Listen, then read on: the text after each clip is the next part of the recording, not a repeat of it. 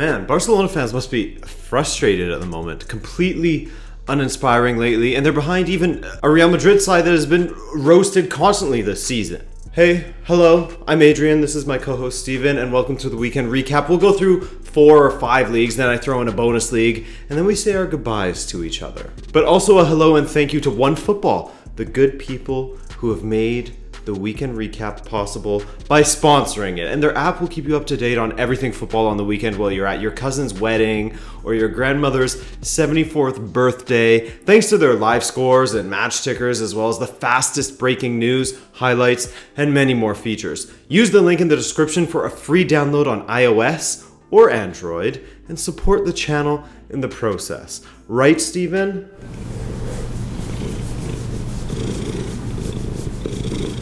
Anyway, you know what's scary? How Kevin De Bruyne is going about showing us just how good he is and how important he can be to City's attack. With his injuries last season, I think we forgot about him a bit, but man, a fully healthy KDB is a scary sight, as Watford got to see this weekend in their 8-0 drubbing from the defending champions. You know, I was really feeling for the next opponent after City's loss against Norwich, because you knew that Guardiola would not allow City standards to drop once again, especially against the team that is at the very bottom of the table, having just sacked their manager a couple of weeks ago. No massive surprises here. Bernardo scores a hat-trick. That was both his first Premier League brace and his first ever top-flight hat-trick. 6 different scores for City: Bernardo, Aguero, Mahrez. He scored in consecutive matches now. De Bruyne, Otamendi, and David Silva. Horrible match for Watford after their 2-2 draw with Arsenal was looking like a bright spot and maybe a turnaround in their fortunes. Bournemouth got their second consecutive victory, this time against Southampton, and they got absolutely dominated by Southampton. But man, can Bournemouth hurt you from set pieces and in transition? They even had a goal disallowed in the first from a stunning counter, but another one saw Harry Wilson score again. He's looking great. Exciting to think of him in Liverpool's lineup. Callum Wilson with the other for Bournemouth, and they're looking decent with 10 points. And also, that was their first ever victory away to Southampton. You want to get out of here? You're done with this? Peace out to Steve.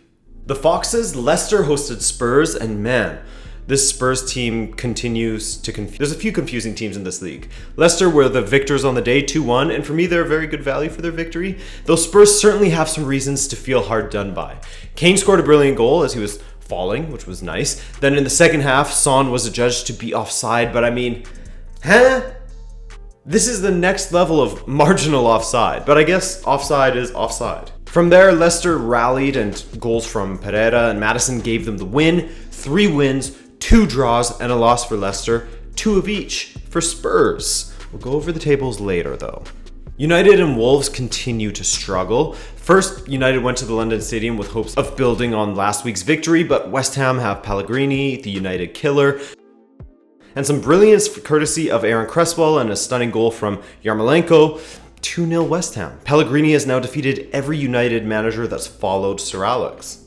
By the way, paging Juan Mata. What a miss in the 48th minute from that open goal. Wow. Changes the game if that goes in. Wolves. It's strange to see them like this, to be honest with you. Winless in 6, equaling their longest winless run from last season in their first 6 matches. I actually just did a video on Wolves and what's sort of wrong with them these days. It's the old curse of 7th place. That's partly to blame. But anyway, this week they went away to Crystal Palace and struggled, man. They looked poor, going both a goal and a man down in the second half as they looked rather laborious. But thanks to a massive gaffe and a failure to clear the ball, Jota got an equalizer right at the death. By the way, Everton also continued to confound, man. These dudes are so frustrating. Imagine being an Everton fan and having to go through this roller coaster of false hope and then a decent run to, the lower top half of the table. But I mean, that's not even a terrible thing for them, I guess. But I think when you put that up against just how much promise these Everton teams show, it would be a little frustrating. Anyway, yeah, as you'd probably guessed, Everton lost 2-0 at home against Sheffield, newly promoted Sheffield. Everton dominated, but were blanked. Arsenal. After a draw with Watford, they then hosted Aston Villa and, well, again, they looked terrible in the first half, but it doesn't help that Maitland-Niles was sent off in the 41st. But come on, Arsenal. Not an enjoyable team to watch these days, but On this occasion, they came back from 2-1 down at home and a man down also to win 3-2. The late heroes being Callum Chambers, and of all people, and of course Aubameyang. Tough win, but a very much needed win. Chelsea versus Liverpool, what a game this is. I think this has been the most entertaining fixture in the Premier League for a long time now. You know, Liverpool versus Chelsea, whatever season you want. At least 15 years or so. And what a banger from TAA. Great little free kick routine to gain a more favorable angle for Trent's smash, and he executed perfectly. You know what's funny? Salah gets an assist for that.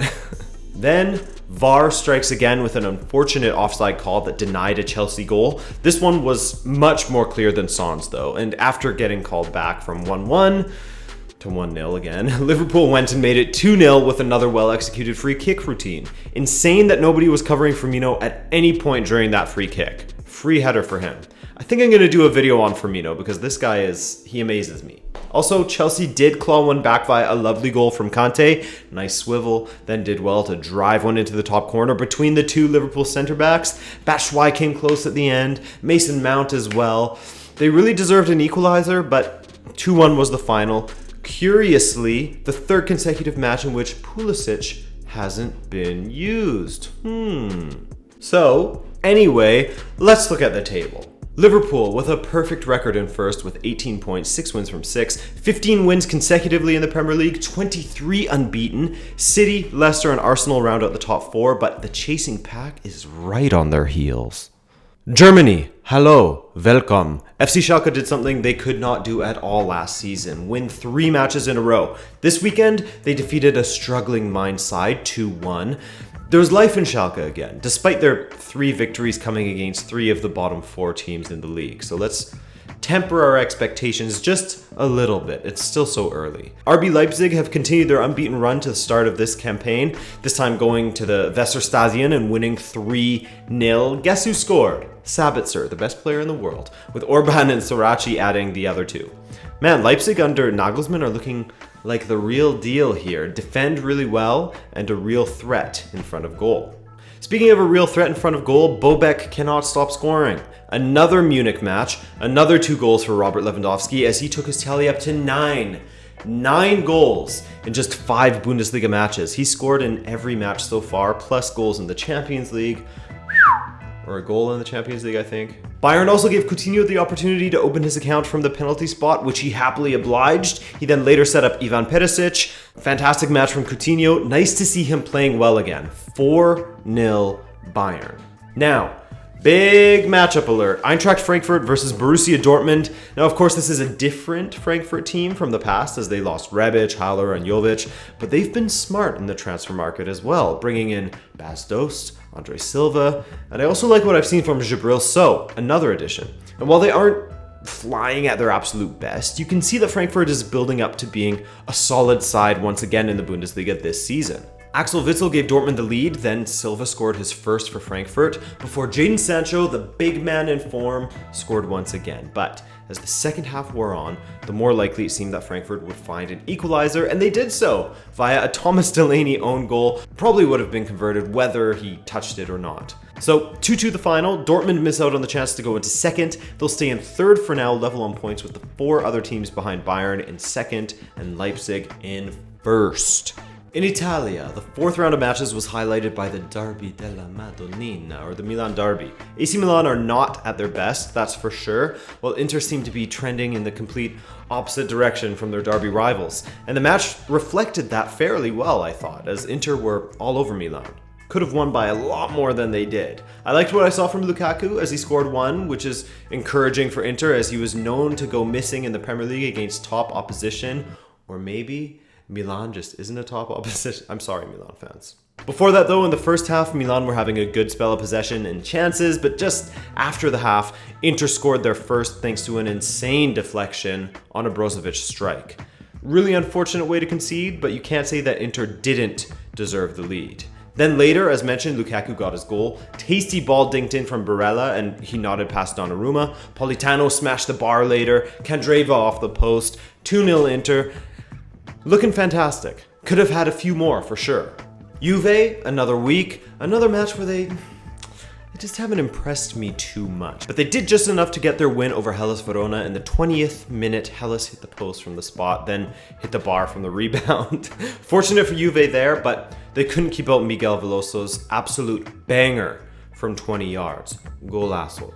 And hey, Aaron Ramsey got the start, his first for Juve, his first Serie A appearance for Juve, and he got a goal as well. Not the most beautiful goal with the deflection, but he'll take it. Then, Juve got the winner from the penalty spot. Guess who converted? Yes, you're right, it was him.